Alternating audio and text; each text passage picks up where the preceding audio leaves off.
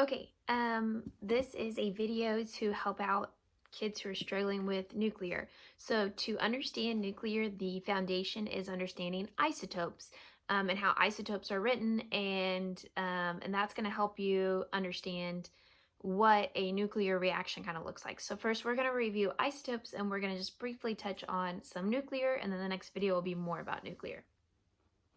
So an isotope is the same number of protons, but different number of neutrons. So I'm going to say that again. An isotope is the same number of protons with a different number of neutrons. So I'm going to go ahead and hold this up. I have an example for you. Again, the definition, same protons, different neutrons. So if it has the same protons, protons and atomic number are the same. So that means it's going to be the same atom. So I have an example, carbon 12, carbon 13, carbon 14. They're all isotopes of each other. And so carbon always has 6 protons. So if I know the element is carbon, that means it's going to have 6 protons. And guess what? Since these are isotopes of each other, they all have the same because they're all carbon, so they're all 6. Same protons. That's the first part of our definition. Second part is different number of neutrons. So now we're going to learn how to calculate your number of neutrons. So mass number is this number right here at the end, this 12, 13, and 14, those are the mass numbers of those isotopes. Mass number is simply protons plus neutrons. You're looking at your nucleus and you're adding up your protons plus your neutrons.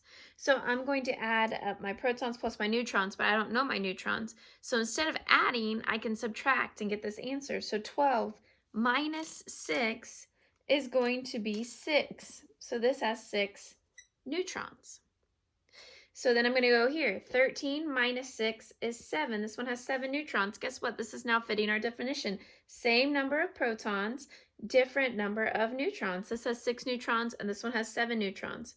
6 plus 6 equals 12. 7 plus 6 equals 13. So the next one over here, 14 minus 6 is 8. So they all have the same number of protons, they're all carbon, and then they all have a different number of neutrons. So they are isotopes of each other. Isotopes have the same chemical properties. So just because it has a different number of neutrons does not mean it changes the chemical properties, which means in a chemical reaction, it is going to react the same way. And then we have a different way that we can write it in symbol form. The symbol for carbon is 12. I'll hold this a little closer so you can see it. The symbol for carbon is C. I put my mass number up top. So see this 12, it goes up top. And then the bottom number is your atomic number or number of protons because it's the same thing. Mass number up top and then protons down low.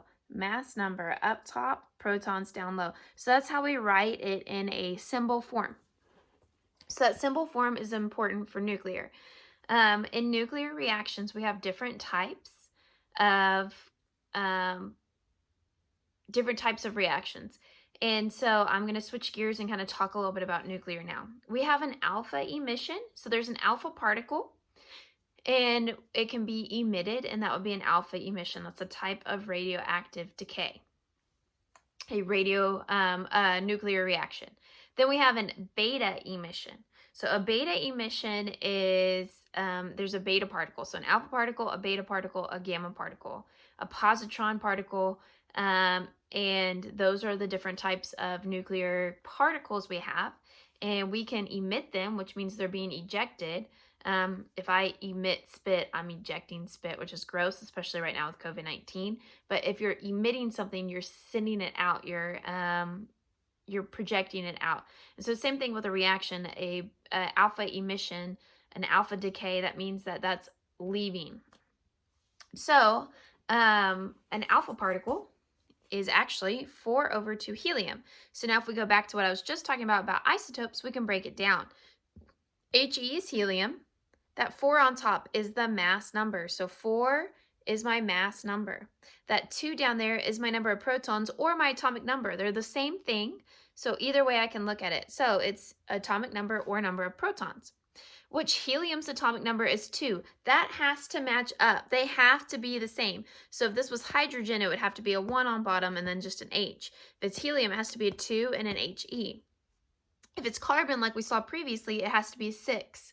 So it has to match. So this is an alpha particle, and we can break it down. with what it is. So next we have a beta particle. A beta particle is 0 over -1e. Now this seems to trick some kiddos out, but we're going to break this down for you too. That 0 means it has a mass number of 0. If I have a mass number of 0, remember mass number is protons plus neutrons. That means I have no protons and I have no neutrons. This thing has no protons and no neutrons. But then down here I have my atomic number of -1, or protons of -1. So that means I know I have 0 protons, but how do I get a negative charge? I'm minus a proton. I need an electron. Electrons cancel out protons. So that means that this particle right here is a single electron, essentially. Just an electron hanging out. But that's what it's saying. So that's breaking down a beta particle for you. Beta particle is an electron with no protons and no neutrons attached. So that's kind of how you look at these symbols. So if you have different isotopes, like if I were to say I have 238U92. Well, if I look at this, 92, that's my atomic number. U is uranium. I need to make sure that U has an atomic number of 92. I also know that this is my number of protons. This 238 up top is my mass number, my protons plus my neutrons. So if I want to figure out how many neutrons I have, I just have to do subtraction. It's already set up for us. So we could just subtract the numbers, 238 minus 92, to get my number of neutrons. And so these things are how we read these numbers. So the next video, I'm going to talk about balancing nuclear equations.